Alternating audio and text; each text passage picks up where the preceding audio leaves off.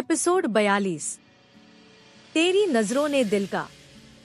आकाश की एनर्जी उसके काबू से बाहर हो गई और इस वजह से उसने गलती से अपने थंडर एलिमेंट के एनर्जी को लीक कर दिया। इस वजह से इतनी बड़ी घटना प्रैक्टिस ग्राउंड में हो गई। आकाश ने जैसे ही आपसे आसपास के स्टूडेंट के चेहरे पर हैरानी देखी, उसने तुरंत अपने पावर को डीएक्टिवेट किया और अपने भावनाओं को काबू में करने की कोशिश करने लगा। आकाश की बात से बहुत हैरान था कि उससे लोगों के सामने इतनी बड़ी गलती कैसे हो सकती है। आकाश समझता था कि आदर्श का कोई कसूर नहीं है और उसने ये बात बस मजाक में की, पर आदर्श को ये बात मालूम नहीं थी कि उसकी वो एक बात आकाश के लिए कितनी दर्दनाक है। आदर्श की उस बात ने आकाश के जख्मों पर नमक छिड़कने का काम किया था। आज सुबह से ही आकाश को किसी बुरे घटना के होने का अंदेशा हो रहा था और जो बातें आज हुई उससे आकाश का मन अस्त व्यस्त हो गया था। जैसे ही आदर्श ने दीपिका को लेकर भागने की बात आकाश से की, वो अपने मन की भावनाओं को कंट्रोल नहीं कर सका और ये कांड हो गया।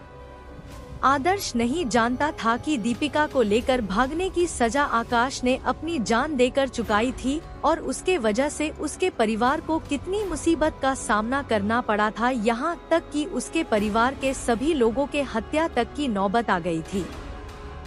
आकाश इन बातों को अपने ऊपर हावी नहीं होने देना चाहता था, जो उसके लिए ही बुरी साबित होने वाली थी। आकाश ने कुछ पल में ही अपने पावर को कंट्रोल में कर लिया, जिसकी वजह से बहुत ज्यादा लोगों को इस घटनाक्रम के बारे में पता नहीं चला। जिन स्टूडेंट्स ने भी आकाश के इस एनर्जी फ्लक्चुएशन को महसूस किया, वो डर के मारे अपने जगह पर चुपचाप खड़े हो गए और एक आवाज नहीं की।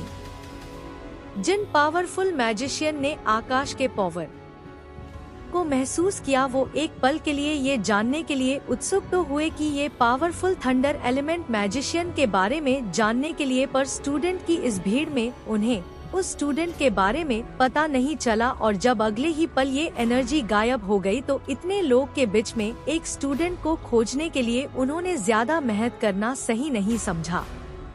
उनका मानना था कि कुछ देर बाद वो रहस्यमयी थंडर मैजिशियन सामने आ ही जाएगा। जब स्टूडेंट एक एक करके एग्जाम देने स्टेज पर आएंगे, उन्हीं में से एक मेहमान ने अपने बगल में बैठे प्रिंसिपल रघुनाथ से पूछा, रघुनाथ भाई, मैंने सुना है कि इस साल के स्टूडेंट्स में से एक स्टूडेंट ने थंडर एलिमेंट अवेकन किया है। मैं काफी इंटरेस्टेड हूँ ये जानने के लिए कि इस थंडर एलिमेंट का स्टूडेंट एग्जाम में कैसा परफॉर्म करेगा।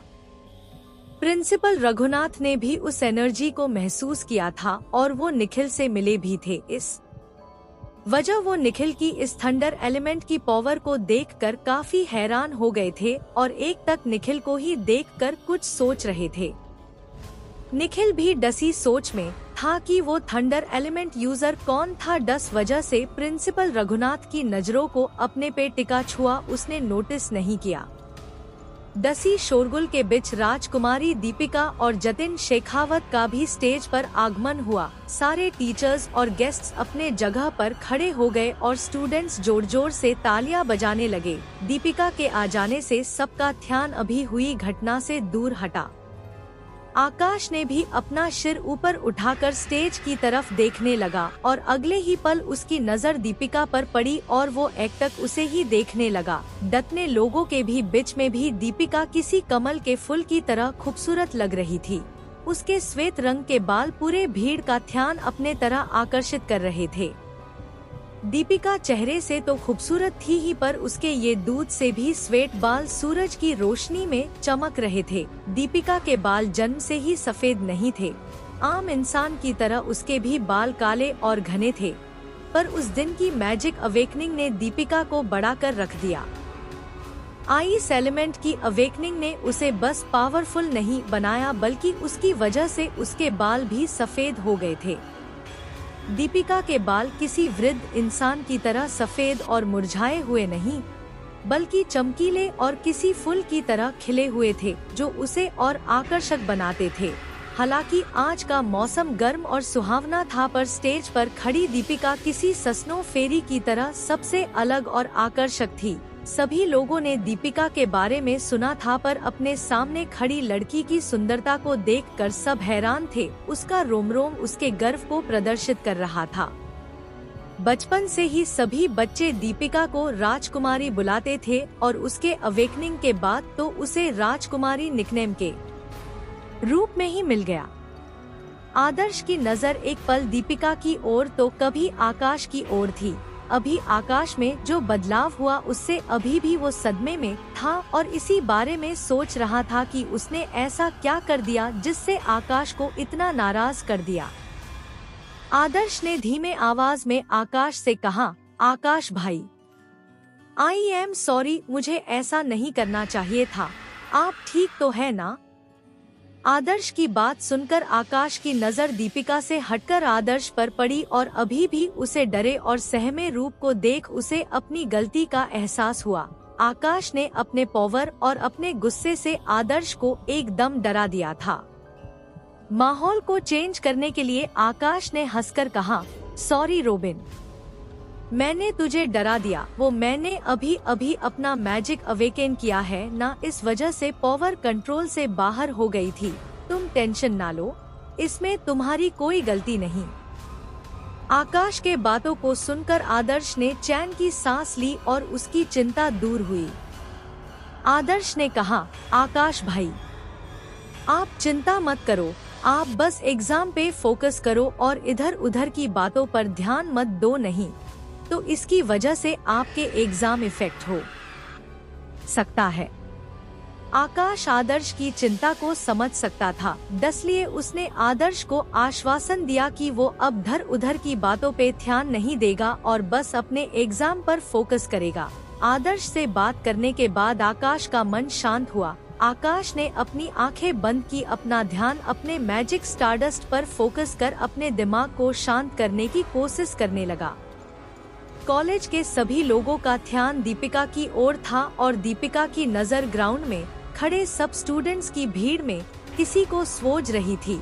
10 साल दीपिका 18 साल हो गई और डम्पीरियल मैजिक इंस्टीट्यूट को ज्वाडन करे उसे 3 साल बीत गए थे। दीपिका के लिए भी ये पल काफी इमोशनल है। पूरे 3 साल बाद उसे अपने शहर में वापस आने का मौका मिला। अभी भी उसे वो बचपन की दिन याद थे जब उसे किसी बात की चिंता करने की जरूरत नहीं थी और यो पल उसके जिंदगी के खूबसूरत पल में से एक थे। अभी भी उसे अपने वो दोस्त मालूम थे जिनके साथ वो बचपन में खेला करती थी। शहर छोड़ने के बाद उसकी जिंदगी एकदम बदल गई थी। उसे हर पल अपने मैजिक पर फोकस करना होता था, नहीं तो इंपीरियल इंस्टीट्यूट की भीड़ में इतनी टैलेंटेड होने के बावजूद उसे बहुत मेहनत करना पड़ता था ताकि वो अपने स्थान को बनाए रख सके और इस भीड़ में गुम ना हो जाए। शेखावत परिवार को दीपिका से बहुत उम्मीद थी और उसकी वजह से उसे अपने परिवार से दूर अनजान लोगों के बीच रहना पड़ रहा था ताकि वो उन उम्मीदों पर खड़ा रख सके। दीपिका भी उनकी उम्मीदों पर खरी उतरी और उन्हें निराश नहीं किया। पल इस समय दीपिका की नजर इस भीड़ में किसी को खोज रही थी और उसका भी मन बेचैन था। कुछ पल बाद दीपिका की नजर आकाश के नजरों से मिली और उसके चेहरे पर एक मुस्कुराहट आ गई। आकाश दीपिका से कितना भी नाराज क्यों ना हो, पर जिस वक्त उसकी नजर दीपिका के नजरों से मिली उसने दीपिका की प्यारी मुस्कान को देखा तो वो मंत्रमुग्ध हो गया। उसे ऐसा लगा जैसा उसके बैकग्राउंड में गाना चल रहा हो, तेरी नजरों ने दिल का किया जो हसर। तो क्या आकाश दीपिका को माफ कर पाएगा?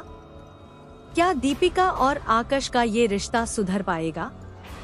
जानने के लिए सुनते रहिए demon king of magical world केवल Darwin Sahu Aryan RJ D के चैनल पर।